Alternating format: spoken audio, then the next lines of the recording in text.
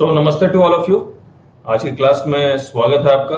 और हम लोग आज कर रहे हैं आपके साथ फॉरेन ट्रेड पॉलिसी। कोई आइडिया फॉरेन ट्रेड पॉलिसी क्या होता है? मतलब ये नाम से अगर कुछ पता लग रहा हो तो आपको, ये किससे रिलेटेड पॉलिसी बनाने की कोशिश कर रहे हैं, बताएंगे आप? फॉरेन ट्रेड पॉलिसी किससे रिलेटेड पॉलिसी बना रहे हैं? एक्सपोर्ट इंपोर्ट,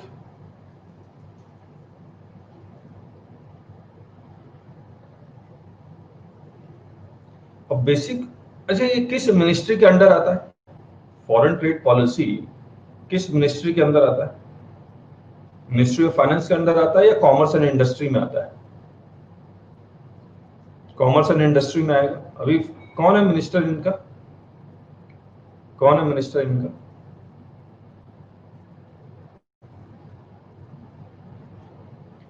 पीयूष गोयल जी।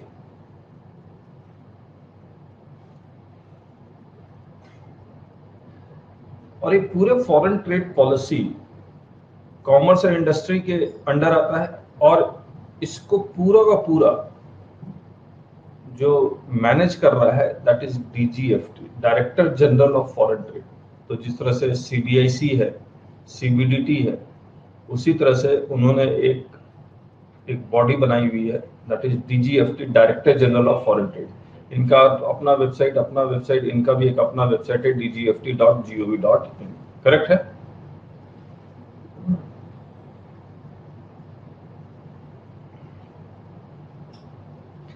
पूरे फॉरेन ट्रेड पॉलिसी में एक्सपोर्ट इंपोर्ट पॉलिसी ये बनाते हैं कि एक्सपोर्ट इंपोर्ट कौन कर सकता है। तो हम लोग आगे पढ़ेंगे, जिसके पास आईईसी नंबर हो वही कर सकता है, जिसके पास आईईसी नंबर हो नहीं हो वो नहीं कर सकता है।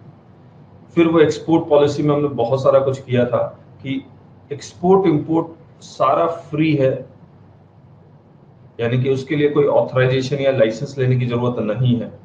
लेकिन अगर रेस्ट्रिक्टेड हो गया तो लाइसेंस लेने की जरूरत पड़ेगी। और अगर प्रोहिबिटेड है तो ना एक्सपोर्ट कर सकता ना इंपोर्ट कर सकता। अगर एक्सपोर्ट कोई गुड्स प्रोहिबिटेड, जैसे मैंने कल ही न्यूज पढ़ा था, अनियन पे प्रोहिबिशन लगा दिया गया, प्याज आप एक्सपोर्ट ही नहीं कर सकते। उसी तरह से इंपोर्ट पे भी प्रोहिबिशन है। जैसे हम लोग आगे पढ़ेंगे, सेकेंड हैंड गुड्स क्या आप इंपोर्ट कर सकते हैं? सेकेंड हैंड गुड्स, तो ये सेकेंड हैंड गुड्स के बारे में पढ़ेंगे। ये फॉरेन ट्रेड पॉलिसी में लिखा हुआ, इट इज रेस्ट्रिक्टेड।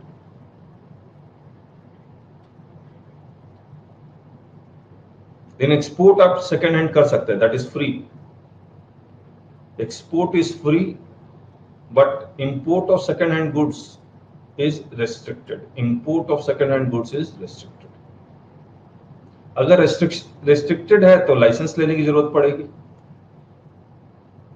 और लाइसेंस लेने का प्रोसीजर, हैंडबुक ऑफ प्रोसीजर है, उसमें लिखा हुआ है कि आपको कौन सा फॉर्म जमा करना है, क्या फीस जमा करनी है, वो सब तमाम बातें यहाँ लिखी हुई है जो हम लोग करेंगे आपके साथ।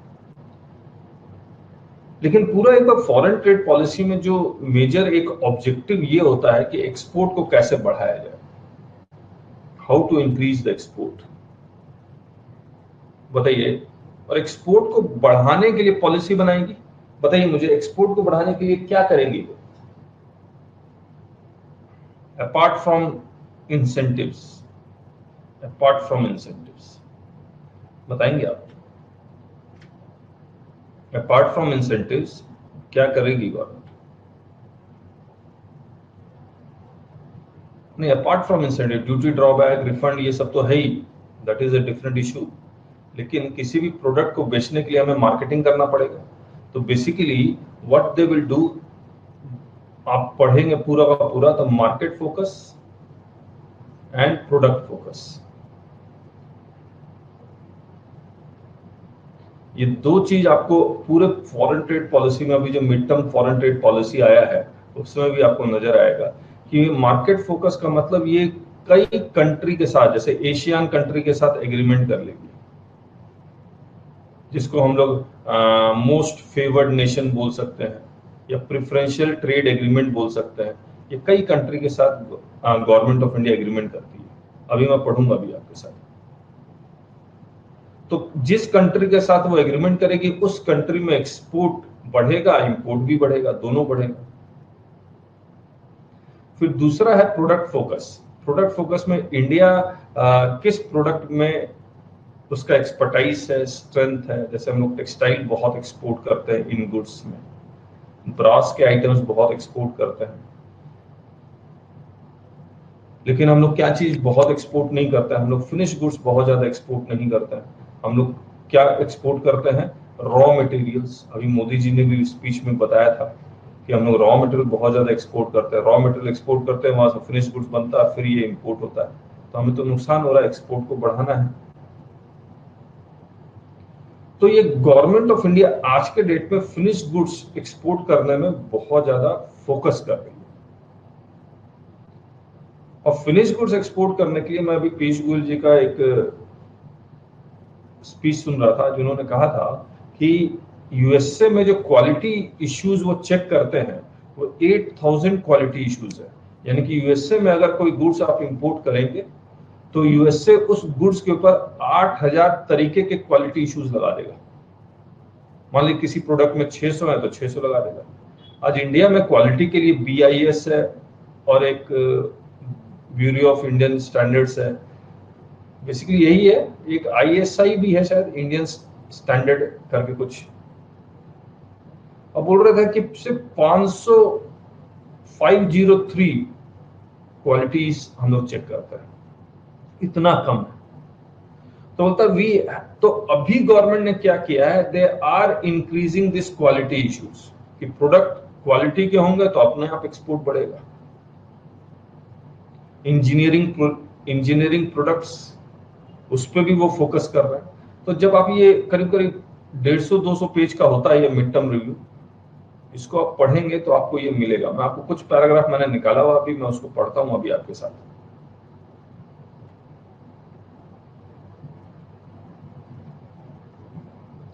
Focus of foreign trade policy.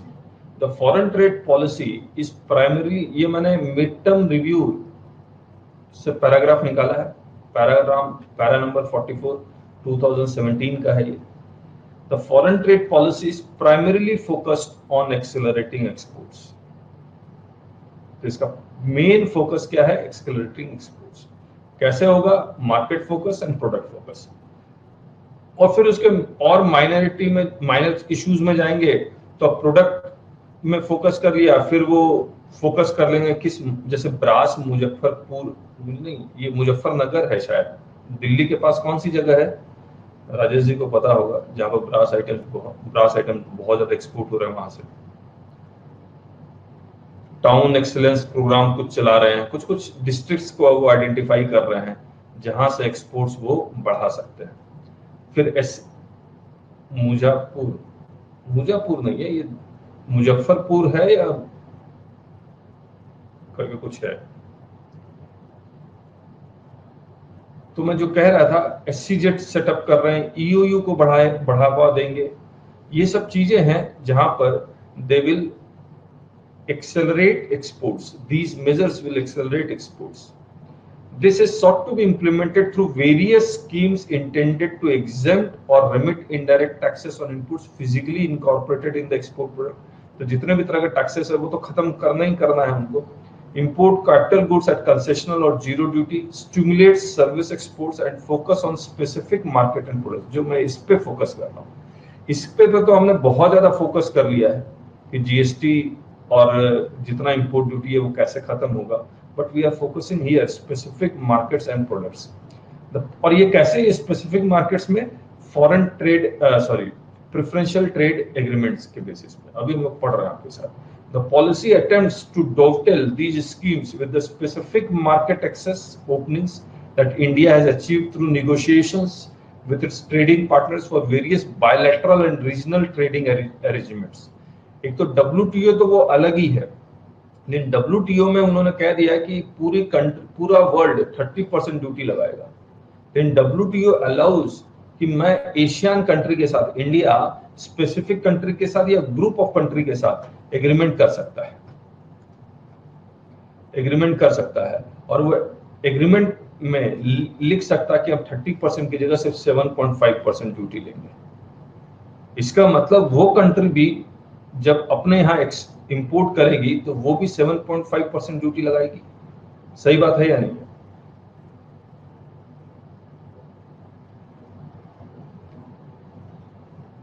मुझे एक बात बताइए आप, आज चाइना से कई कंपनी चाइना के बाहर अपना फैक्ट्री स्टैब्लिश कर रही है। आप बताएंगे इंडिया आ रही है या इंडिया के वो कंपनी इंडिया को चुन रही है या इंडिया के अलावा किसी और कंट्री को चुन रही है? किस कंट्री को प्रीफर कर रही है? इंडिया को प्रीफर कर रही है या किसी और कंट्री को प्रीफर कर रही है? इंडिया को नहीं कर रही है, यही प्रॉब्लम आ रही है। They are preferring Vietnam.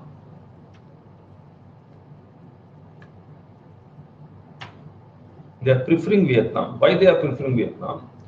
Because India ने जो ट्रेड एग्रीमेंट किया है, एक्सपोर्ट इंपोर्ट का जो ट्रेड एग्रीमेंट, बायलैटरल एग्रीमेंट या प्रेफरेंशियल ट्रेड एग्रीमेंट कह लीजिए आप, वो बहुत कंट्री के साथ अभी निगोशिएशंस चल रहे हैं। जो पुराने ट्रेड एग्रीमेंट्स हैं उनसे उनको इंडिया को कोई फायदा नहीं हो रहा है।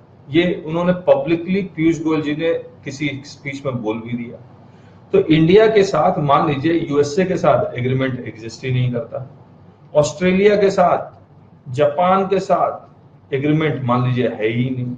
थोड़ा बहुत है, अभी तो चल ही रहा है, ये सब निगोशिएशंस चल रहे हैं, कुछ में हो चुके हैं, मैं अभी पढ़ूंगा आपके साथ। आज कोई फैक्ट्री इंडिया में स्टैब्लिश हो जाए और यहां से अगर वो जापान एक्सपोर्ट करती है तो ड्यूटी लगता है 30%, और यही फैक्ट्री अगर वियतनाम में सेटअप हो जाए और ये वियतनाम से जापान अगर ये एक्सपोर्ट करता है तो ड्यूटी लगती है 7%। तो बताइए वियतनाम में फैक्ट्री स्टैब्लिश करने में फायदा है या इंडिया में फैक्ट्री स्टैब्लिश करने से फायदा है?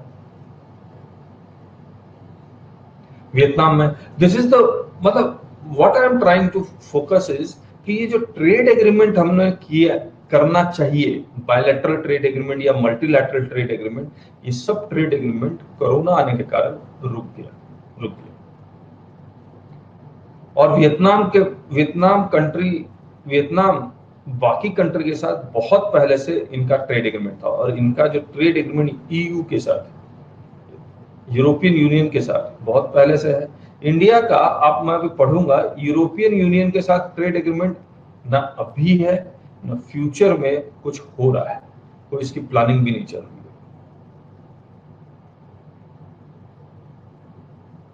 तो फॉरेन ट्रेड पॉलिसी अब ये फोकस करता है, फॉरेन ट्रेड पॉलिसी ये फोकस करेगा कि we should have trade EU, European union.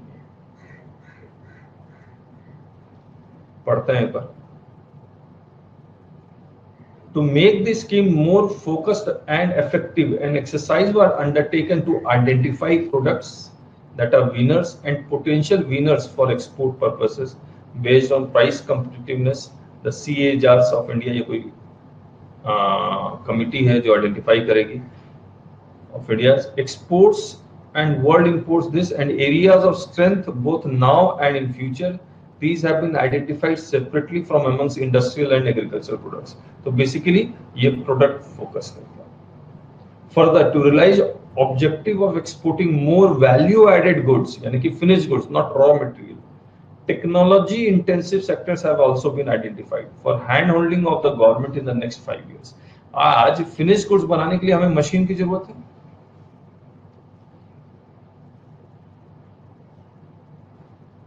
और वो मशीन इंडिया बनाती नहीं है। अगर आपको टेक्नोलॉजिकली बहुत अच्छे गुड्स बनाने हैं तो वैसी मशीन भी तो होनी चाहिए, वो मशीन हमें इंपोर्ट करनी पड़ेगी। इसीलिए वो एक स्कीम लेके आता है EPCG, export promotion capital goods, यही नाम है ना इसका फुल फॉर्म। और import of second hand goods मैंने कहा रिस्ट्रिक्टेड है, लेकिन ईपीसीजी में import of second hand goods allowed है। इसीलिए अलाउड है because we need machines to make finished goods. They have allowed it.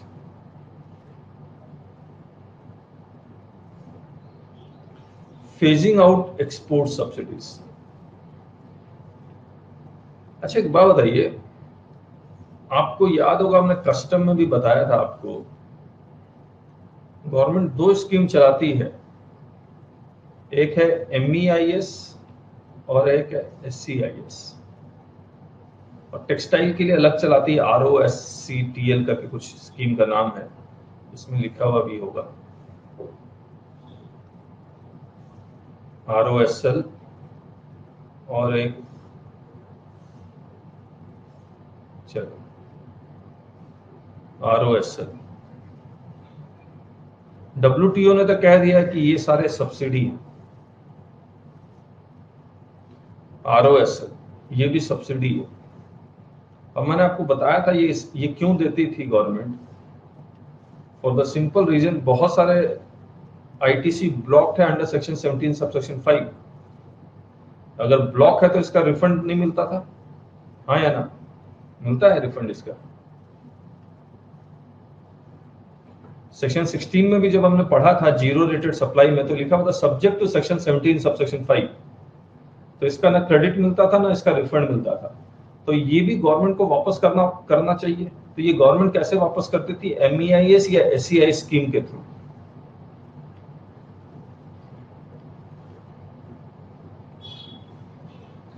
आज इंडस्ट्री पेट्रोल या डीजल यूज करती है या नहीं करती है?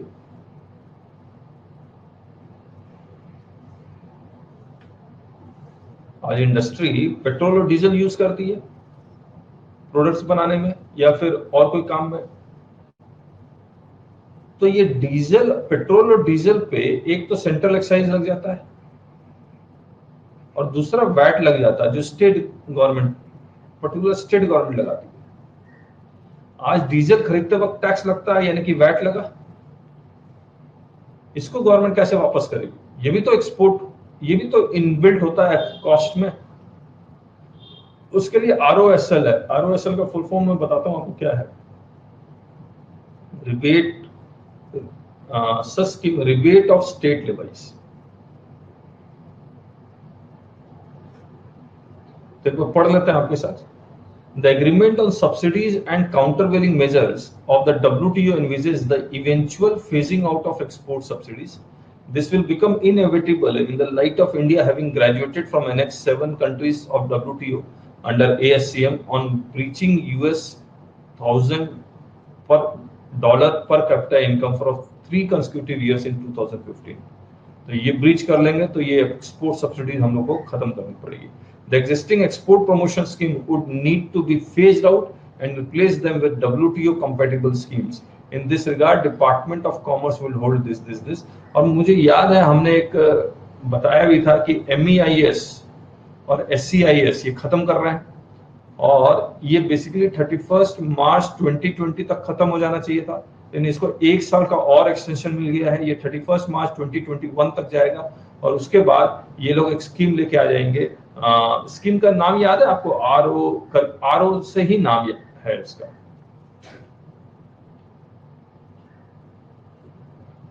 And they have, government has announced is also, मैं आपको बाद में दिखला भी दूंगा, अचानक से भूल गया हूं। This is pointed to the direction that export promotion efforts will have to take in future. Export promotions efforts will have to be taken in future. जब ये स्कीम ये खत्म हो जाएगी तो ऑब्वियसली हमारा प्राइस बढ़ जाएगा, तो कुछ और सोचना पड़ेगा। That is towards the more fundamental measures detailed in earlier sections rather than incentives and subsidies alone. तो इसके बेसिस पे सामान सस्ता करके बेचो, ये हमारा फोकस नहीं होगा। We have to focus on quality.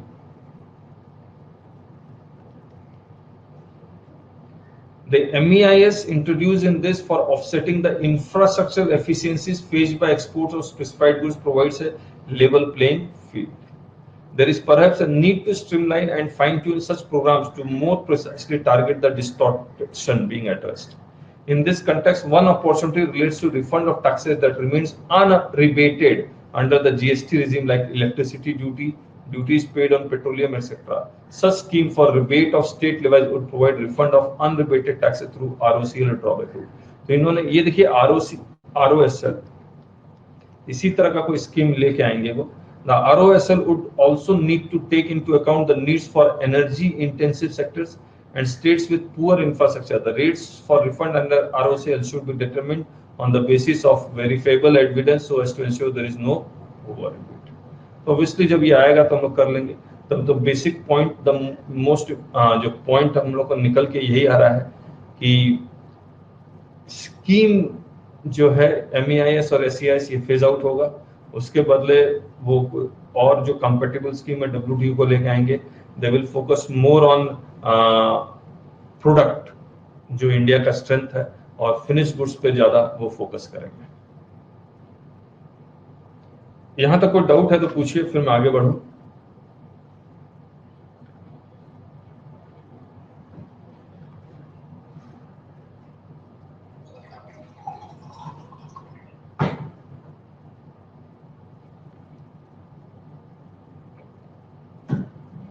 ये देखिए, ये ट्रेड एग्रीमेंट है.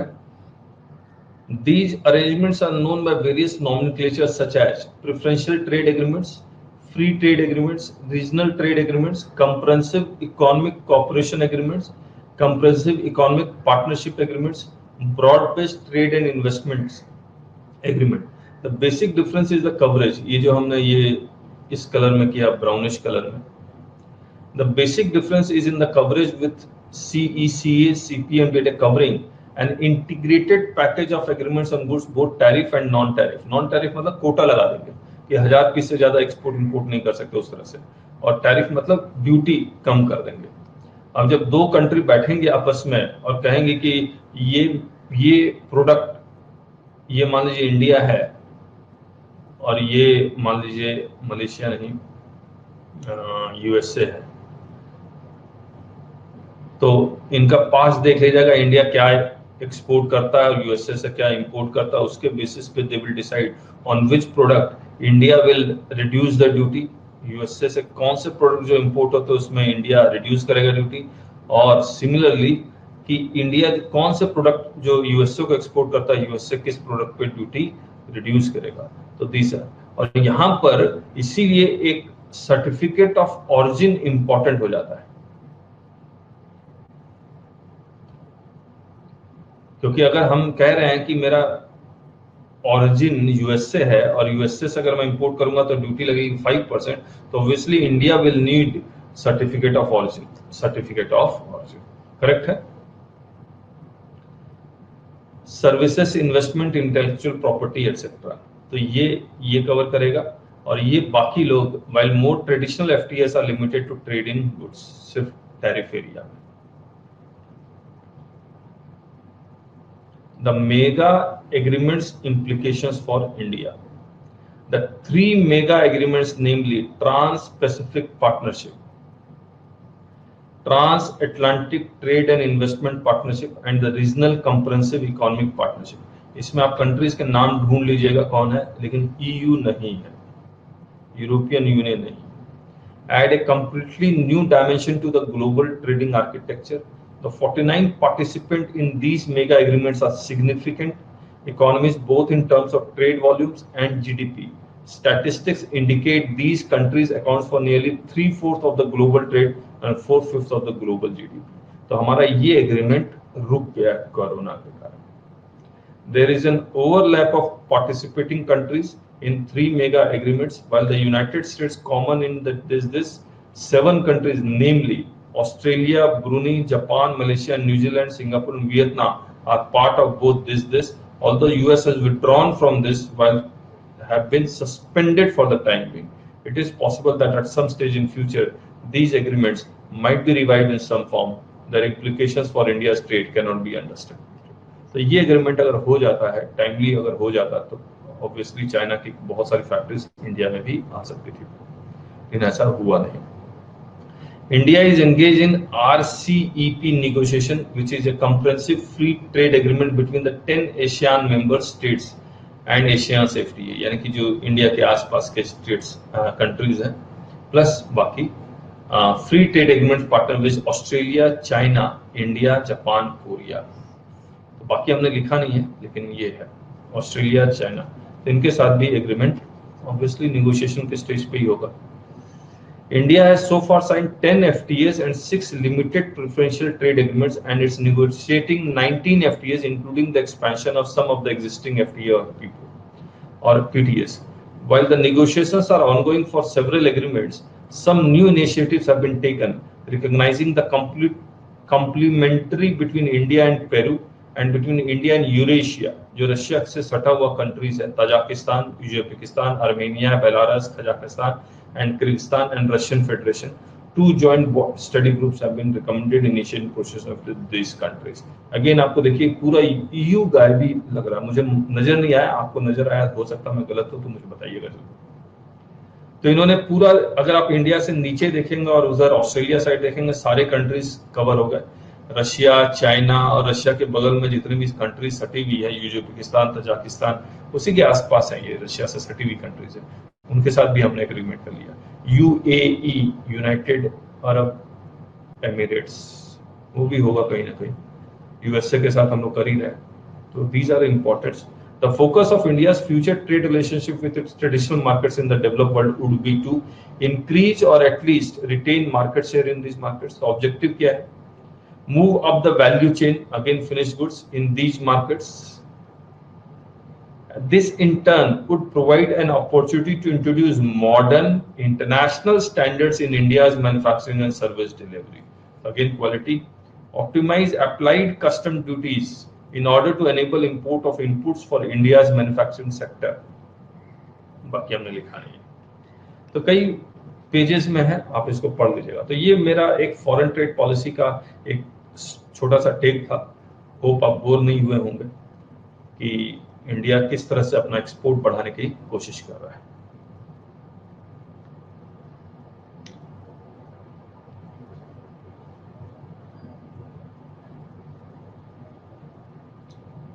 चलिए अब हम लोग टेक्निकल साइड डिस्कस कर लेते हैं। ये बेसिकली ये जितना भी डिस्कशन था आपके एग्जाम में तो नहीं आता है, ये यूपीएससी के पर्सपेक्टिव से, और जो फॉरेन ट्रेड में इंटरेस्ट रखते हैं उनके लिए काफ़ी ज़्यादा इम्पोर्टेंट है, जो ट्रेड एनालिसिस करते हैं उनके लिए बहुत ज़्यादा इम्पोर्टेंट है।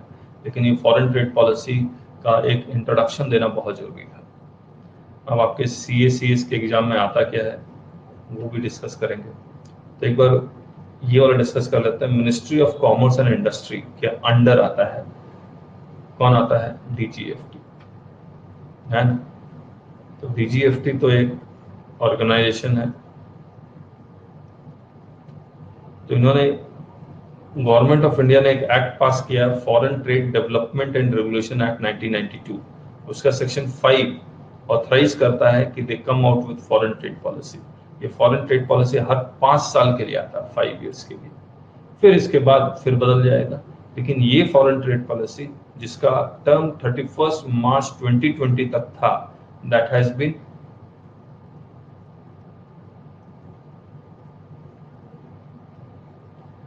Extended to 31 March 2021।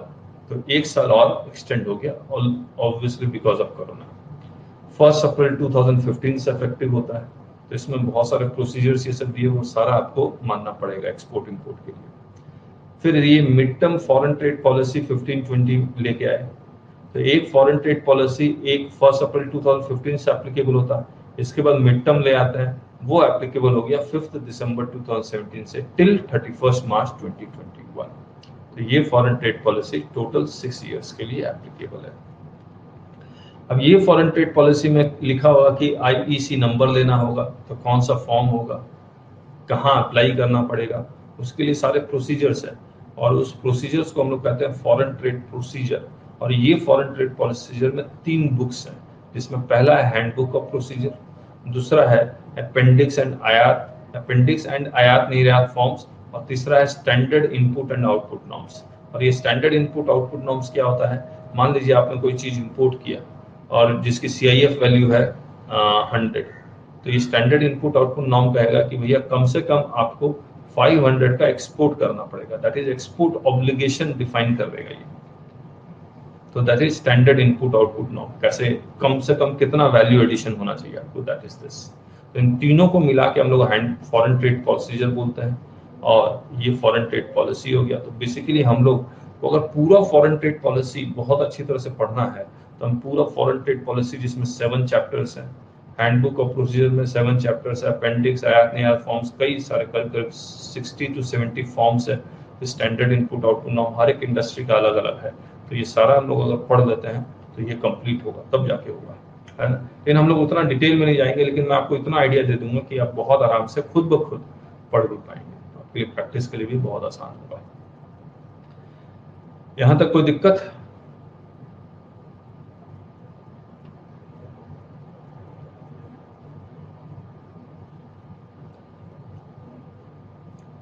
ये हमने जो किताब बनाई है that is this foreign trade development and regulation act 1992।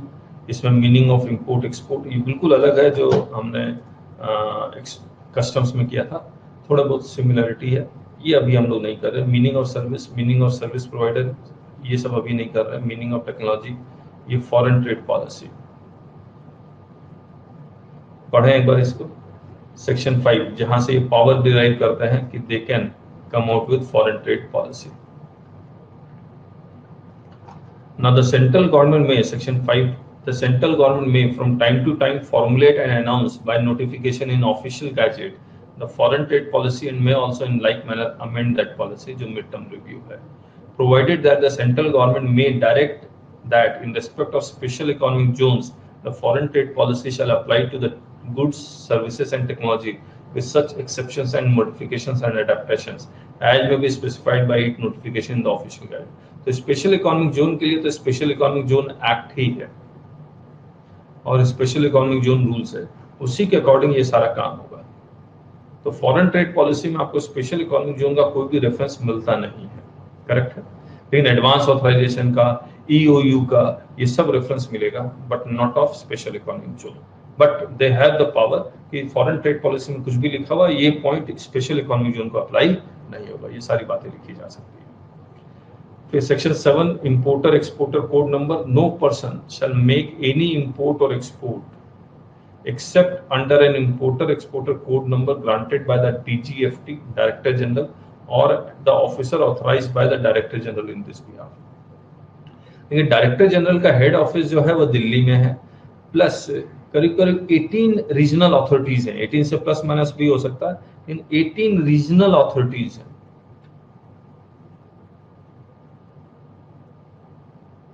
तो जहां भी मान लीजिए आपको आईईसी अप्लाई करना, वो तो सारा ऑनलाइन होता है, ऑनलाइन अप्लाई करता है, ऑनलाइन ही आता है। लेकिन आपको लाइसेंस लेना है रेस्ट्रिक्टेड इंपोर्ट एक्सपोर्ट के लिए, तो आपको रीजनल अथॉरिटी में अप्लाई करना पड़ता है। तो आपका जहां पर फैक्ट्री है उसका रीजनल अथॉरिटी आप ढूंढ लीजिए और वहां पर अप्लाई कर दीजिए। डीजीएफटी के वेबसाइट में सारे एड्रेसेस मिल जाते हैं। In accordance with the procedure specified in this behalf by the director general. और हमारी वेबसाइट कौन सी है? dgft.gov.in। Provided that in case of import और एक्सपोर्ट ऑफ सर्विसेज और टेक्नोलॉजी, देखिए import of export of goods के लिए आपको चाहिए आईईसी नंबर, क्या इंपोर्ट एक्सपोर्ट ऑफ सर्विसेज के लिए क्या आपको आईईसी नंबर चाहिए, हाँ या ना?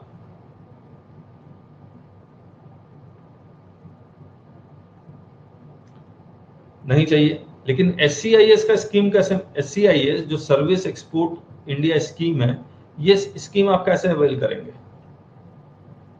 अगर आपके पास आईईसी नंबर नहीं होगा? तो अगर आपको ये वाली स्कीम अवेल करनी है तो आपको आईईसी नंबर चाहिए होगा, सही बात है। तो exporter of goods, importer of goods, ये आईईसी के लिए अप्लाई करेंगे ANF2 आयात निर्यात फॉर्म्स, ANF का फुल फॉर्म आयात निर्यात forms, form number 2A online to DGFT, और उसमें पैन नंबर कोड करेंगे, एड्रेस प्रूफ देंगे, कैंसिल चेक लगाएंगे, आप फीस देंगे 500 रुपीज की, और एक बैंक सर्टिफिकेट भी अटैच करेंगे। और इसका बैंक सर्टिफिकेट का जो फॉर्मेट है वो 2A1 में है, और ये आपको इलेक्ट्रॉनिक आईईसी दे देंगे ANF2A2 में। एक्सपोर्ट ऑफ गुड्स और इंपोर्ट ऑफ गुड्स के लिए आईईसी नंबर कंपलसरी है। एक्सपोर्ट ऑफ सर्विसेज के लिए आईईसी नंबर कंपलसरी तभी है जब आप एक्सपोर्ट बेनिफिट्स अवेल कर रहे हैं जैसे एससीआईएस, वरना कंपलसरी नहीं है। इंपोर्ट ऑफ सर्विसेज के लिए आईएससी नंबर की कंपलसरी नहीं। करेक्ट है?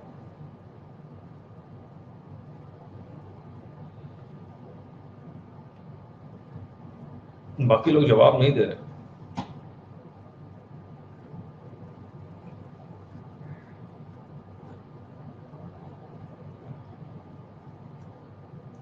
चलिए, अब आईसी में बता चुका, मैं आईसी का फॉरेन ट्रेड पॉलिसी में किताब का बता देता हूँ, किताब हमने कैसे लिखी है। ये जनरल है, इसमें foreign trade development and regulation act 1992 sections लिख दिए। अब हम लोग क्या कर रहे हैं किताब में, जैसे ये फॉरेन ट्रेड पॉलिसी, ये पैराग्राफ नंबर भी लिख दिया हमने। ये 1 है चैप्टर नंबर, फिर 100 उस चैप्टर नंबर के अंदर के टॉपिक्स के नंबर लिख दिए, ताकि आपको एग्जैक्ट सोर्स पता लग जाए कि मैंने ये कहाँ से उठाया है। बाई चांस कोई चेंज आए या कुछ रेफरेंस करना हो तो बहुत आसानी से आप देख सकें। तो ये उस तरह से लिखा हुआ, और मैंने पूरा नहीं लिखा है, आप देखेंगे तो ये यहां पर खत्म हो जाता है। फॉरेन ट्रेड पॉलिसी 1.03 1.04 तक लिखा, उसके बाद हमने लिखा नहीं है। तो जो इंपॉर्टेंट पॉइंट्स से टॉपिक से वही लिखे, बाकी हमने नहीं लिखे। उसी तरह से importer exporter code chapter number 2.05 और भी बहुत सारी बातें उसमें लिखी थी, उससे पहले वाले हमने हटा दिए। फिर 9.21 9.26 इस तरह से हमने लिखे हुए हैं। फिर हैंडबुक ऑफ प्रोसीजर, जो हमने बताया था आपको कि फॉरेन ट्रेड प्रोसीजर में 3 बुक्स हैं, handbook of procedure, SCIO and appendix and आयात निर्यात फॉर्म्स। तो ये हैंडबुक ऑफ प्रोसीजर्स के पैराग्राफ नंबर 2.08 से है। क्लियर है आपको? किताब का स्ट्रक्चर समझ में आ गया आपको?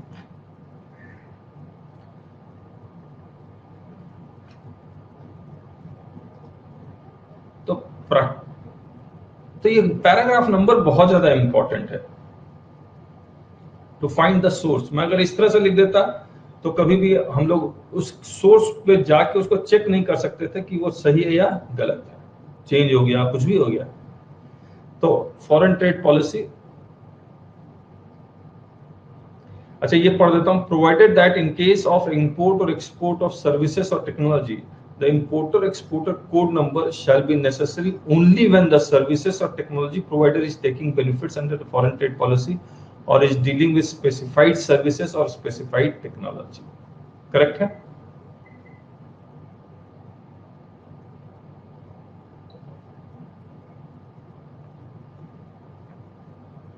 Foreign trade policy, legal basis of foreign trade policy. The foreign trade policy with effect from 5th December 2017 this ये आप पढ़ लीजिएगा। ड्यूरेशन मैंने आपको बता ही दिया है कि ये 31 मार्च 2021 तक एक्सटेंड हो गया। ये नोटिफिकेशन नंबर है जो हमने यहाँ पर लिख दिया है। अमेंडमेंट वो कर सकते हैं, हैंडबुक ऑफ प्रोसीजर्स एंड आयात निर्यात फॉर्म्स, ये वो नोटिफाई कर देंगे। और specific provision to prevail of the general, ये तो जनरल रूल है कि specific will override the general provisions. फिर हैंडबुक ऑफ प्रोसीजर मैं आपको बता ही चुका हूँ, 3 बुक्स हैं जिसको हम लोग इसको है ना, ये चलिए ऐसे ही कर देते हैं। हैंडबुक ऑफ प्रोसीजर्स, अपेंडिक्स आयात निर्यात form, standard input output norms, इसको हम लोग फॉरेन ट्रेड प्रोसीजर बोलेंगे। मैं इसलिए बोल रहा हूँ, जब आप DGFT की वेबसाइट में जाएंगे तो फॉरेन ट्रेड प्रोसीजर का एक बटन आएगा, उसको क्लिक करेंगे तो ये 3 चीज आपको नजर आएंगी। करेक्ट है? फिर इंडिया ट्रेड पोर्टल.in सारा एक्सपोर्ट स्टैटिस्टिक्स, इंपोर्ट स्टैटिस्टिक्स, कौन से टॉप 25 कंट्रीज इंपोर्ट कर रहे हैं, टॉप 25 कंट्रीज एक्सपोर्ट कर रहे हैं, कौन सा प्रोडक्ट हम सबसे ज्यादा एक्सपोर्ट इंपोर्ट करते हैं, किस कंट्री में करते हैं, वो सारा कुछ पता लग जाएगा। तो अगर आप एक्सपोर्ट इंपोर्ट कुछ करना चाहते हैं, बेसिकली अगर एक्सपोर्ट, अब देखिए एक्सपोर्ट करना हम लोग के लिए भी बहुत आसान है। ई-कॉमर्स वेबसाइट में बस अपने प्रोडक्ट्स को रजिस्ट्रेशन करवाइए, ऑर्डर मिलेगा, एक्सपोर्ट कर दीजिए पोस्ट के थ्रू। हाँ या ना?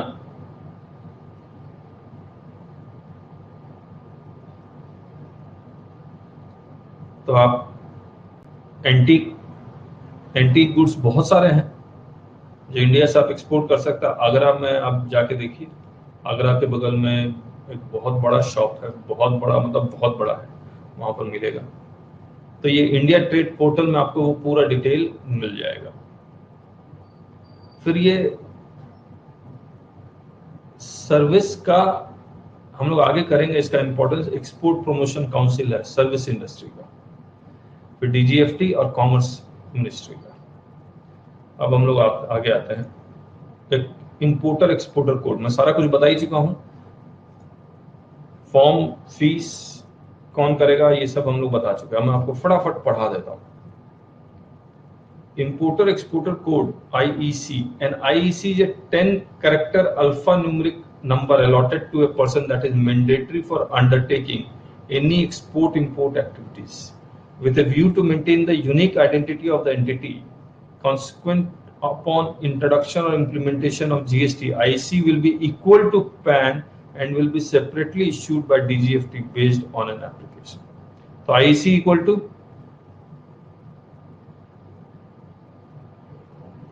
पैन, तो आप पैन अप्लाई कीजिए, पैन नंबर ही आपका आईसी होगा। No export import shall be made by any person without obtaining an IC number unless specifically exempted. तो ये एग्जेम्पशन की कैटेगरी दी हुई है। आप फॉरेन ट्रेड पॉलिसी में देखेंगे तो गवर्नमेंट डिपार्टमेंट एक्सपोर्ट इंपोर्ट करता है, उनको आईसी नंबर की जरूरत नहीं पड़ती है। तो वो कैटेगरी है जो हमने यहाँ लिखा नहीं है। For services export, IEC shall be necessary as per the provisions of Chapter 3 only when the service provider is taking benefits under the foreign trade policy.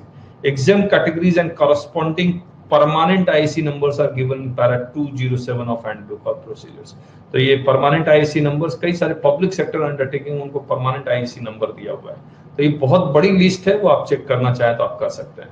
Application process for IEC is completely online and IEC can be generated by the applicant as per the procedure detailed in Handbook of Procedure. तो अभी हम कर रहे हैं। Exporter means, अब देखिए यहाँ पर एक्सपोर्टर का डेफिनेशन क्या दिया हुआ है। हमने कस्टम्स में एक्सपोर्टर का डेफिनेशन किया था, जो इंडिया से इंडिया के बाहर ले जाए वो एक्सपोर्टर है। इंपोर्टर का क्या था, जो बाहर से इंडिया लेके आए वो इंपोर्टर है। लेकिन यहाँ पर जो एक्सपोर्टर इंपोर्टर का डेफिनेशन है, जिसके पास आईईसी नंबर है, वो एडिशनल कंडीशन है, वही एक्सपोर्टर इंपोर्टर है। एक्सपोर्टर मींस, अब देखिए पैराग्राफ चेंज है, चैप्टर 9 में आखिरी चैप्टर का ये उसमें डेफिनेशन दिया हुआ है। Exporter means a person who exports और intends to export and holds an IC number unless otherwise specifically exempted. तो आईसी नंबर अगर एग्जेम्प्ट हो गया तब तो बात अलग है, लेकिन अगर आईसी नंबर कंपलसरी है तो आप एक्सपोर्टर इंपोर्टर तभी बनेंगे जब आपके पास आईसी नंबर है। Importer means a person who imports or intends to import and holds an IEC number. सही बात।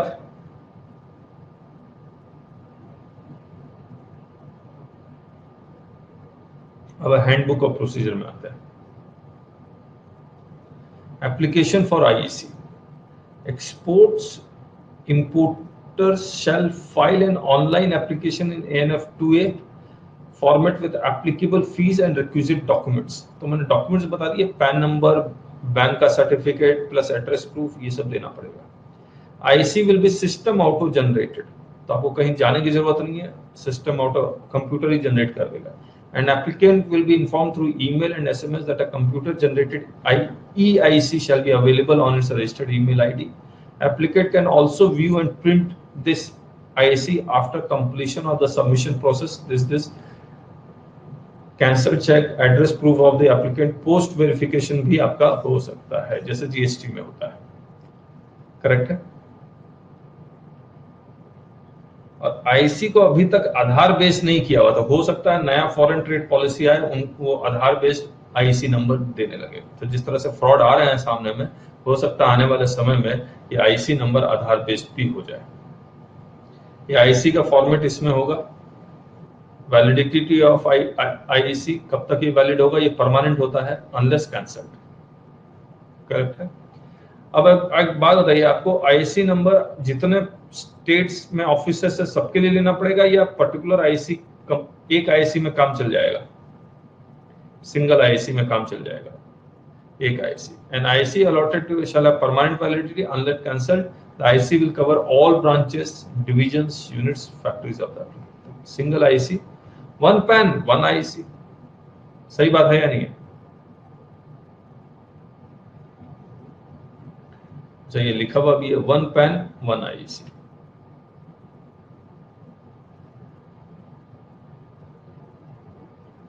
ठीक है। तो वैलिडिटी ऑफ आईसी ईओयू, आप डीटीए से आप ईओयू बन गए तो आईईसी नंबर नया लेना पड़ेगा या सेम रहेगा?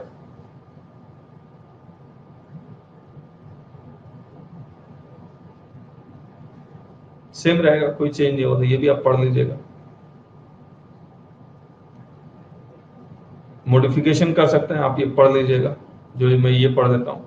RA shall considered, RA मतलब regional authorities of DGFT shall consider application seeking modification in IC involving change in PAN by ensuring that liabilities of the previous applicant, और ये जब amalgamation हो, demerger हो, sole proprietor to company बन जाए तो उस केस में आप you can go for change in IC।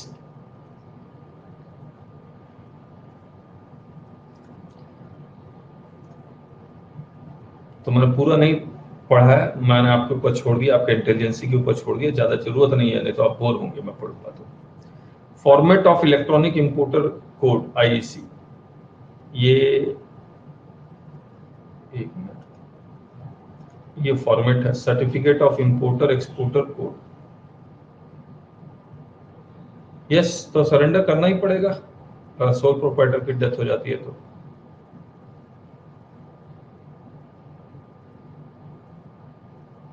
ठीक है, तो ये फॉर्मेट दिया हुआ, name, address, designation, address, IC number, date of issue, PAN, place, date, जिसने साइन किया है, आपका फोटोग्राफ। ठीक है,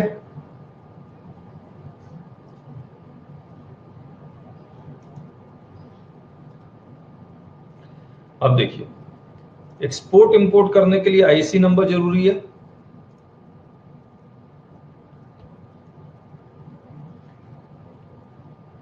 आपको एक्सपोर्ट बेनिफिट्स लेने के लिए आपको एक आरसीएमसी सर्टिफिकेट जरूरी है, that is registration come membership certificate, RCMC, registration come membership certificate. और ये किससे लेना है? ये गवर्नमेंट ऑफ इंडिया नहीं दे रही है, ये आपको अपने एक्सपोर्ट प्रमोशन काउंसिल से लेना है, आपको अपने एक्सपोर्ट प्रमोशन काउंसिल से लेना है। तो आप जिस तरह का गुड्स एक्सपोर्ट करते हैं उन सब का अपना अपना काउंसिल बना हुआ है, जैसे कॉन्फेडरेशन ऑफ इंडियन इंडस्ट्री, फिकी, FICCI, तो ये सब,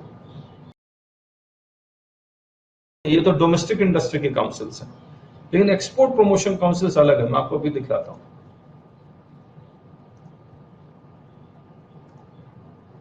देखिए, ये engineering export promotion council of India, यानी कि जो भी इंजीनियरिंग प्रोडक्ट्स एक्सपोर्ट्स करते हैं उनको अपने आप को रजिस्ट्रेशन करवाना पड़ेगा यहाँ, इंजीनियरिंग एक्सपोर्ट प्रमोशन काउंसिल। इनके अपने वेबसाइट आप देख लीजिएगा, वहां पर export promotion councils for EOU and SEZs, इनके अपने एसोसिएशंस हैं, project export promotion council of India. और मैं आपको दिखलाता हूँ, रुकिए, मैंने एक चीज और भी,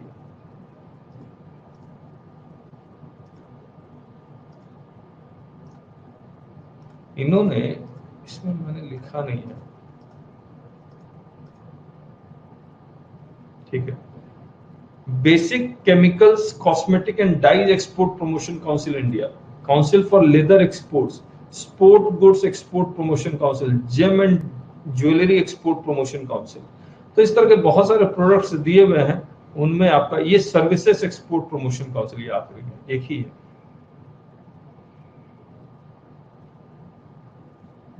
अब इसमें आप देखिएगा इतने सारे एक्सपोर्ट प्रमोशन काउंसिल है, लेकिन फिर भी कोई ऐसा प्रोडक्ट जो आप बनाते हैं और इसमें नहीं है, जैसे मैं टॉय बनाता हूं, वो इसमें नजर नहीं आएगा आपको। टॉय है, फार्मास्यूटिकल है, इंडियन ऑयल है, लेकिन टॉय नहीं है, तो उसका आप आरसीएमसी का सर्टिफिकेट किससे लेंगे? तो इसका सर्टिफिकेट जिसका कोई नहीं, उसका FEIO है, federation of Indian export organisations, इनसे लेंगे। So many councils for each type of products. तो इतने ही हैं, जितना मैंने यहां लिखे हैं उससे ज्यादा है नहीं। तो जिनका कोई नहीं है उनका FEIO है, federation of Indian export organisation, इनसे आप लेंगे। देखिए इनका, और ये जो सर्टिफिकेट देंगे वो अपेंडिक्स 2R में ये सर्टिफिकेट का फॉर्म है, मैंने एग्जैक्ट उठा लिया है इसको, क्या एड्रेस लिखा हुआ है इसका, न्यू दिल्ली लिखा हुआ है। और रजिस्ट्रेशन कम मेंबरशिप सर्टिफिकेट, ये एंडोर्समेंट शीट है, ये रजिस्ट्रेशन को एक्सटेंड करवा रहे हैं। नेम ये सब लिखा हुआ है, वैलिडिटी कुछ कुछ लिखा हुआ है। अब आरसीएमसी का जो बेनिफिट ये है कि आपको रिस्ट्रिक्टेड आइटम आपको एक्सपोर्ट इंपोर्ट करना है तो आपको आरसीएमसी का सर्टिफिकेट चाहिए। Can get authorisation to import export restricted items. Export benefits आपको बिना आरसीएमसी के नहीं मिल सकता, वो चाहिए। वैलिडिटी कितना है, 5 years from 1 April for issuance of licence. तो अगर 15 जून को आपको लाइसेंस इशू हुआ है तो 15 जून 2024 में इशू हुआ है तो 1 अप्रैल 2024 से ये वैलिड होगा आने वाले 5 साल तक। करेक्ट है?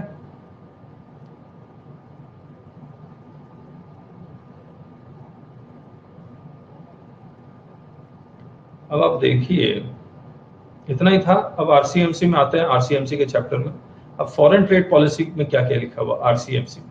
पहले आरसीएमसी का डेफिनेशन चैप्टर 9 में है।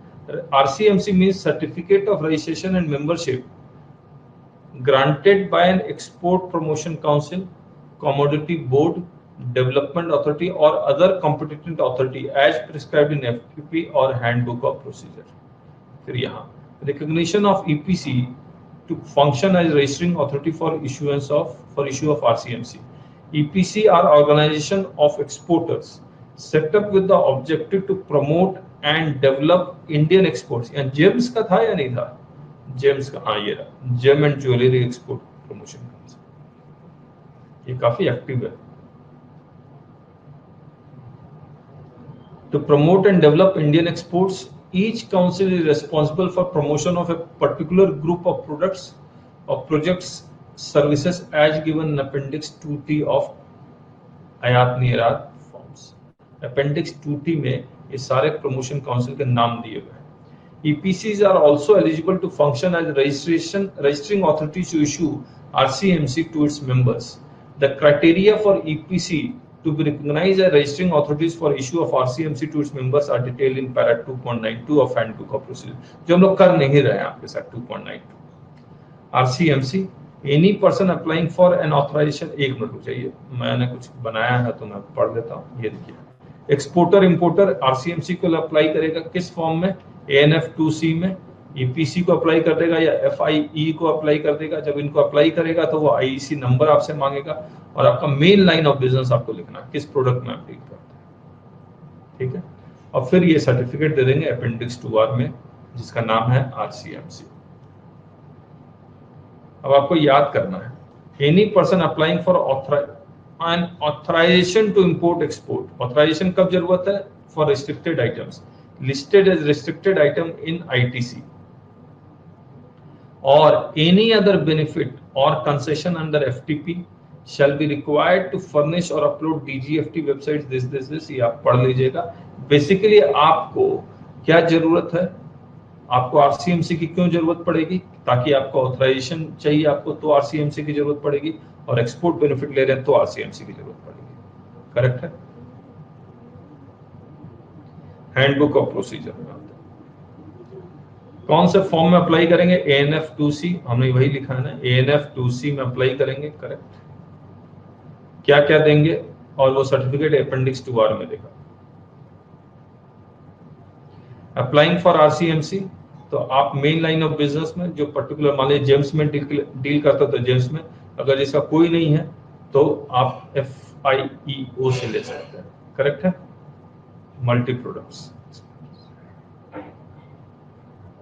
या पढ़ लेंगे आप। कितने साल के लिए वैलिड होगा? कितने साल के लिए वैलिड होगा? 5 साल के लिए। First year, 1 April of licensing in which it was first issued, valid for 5 years. 2.95। फिर चेंज इन कॉन्स्टिट्यूशन होगा तो आप इन्फॉर्म करेंगे, और क्या, 1 month from the date of such change. Deregistration, appeal against deregistration, profile of importer exporter बता देता हूं आपको, बाकी आप पढ़ लीजिएगा। मैं कोशिश करूंगा कि जो इंपॉर्टेंट पैराग्राफ है उसमें कोई सिंबल डालूं, ताकि आप एग्जाम के लिए सिर्फ वही पढ़ें, बाकी छोड़ो। ठीक है, लेकिन ये सारी चीज समझने के लिए बहुत जरूरी थी, इसीलिए हमने डाल दिया है।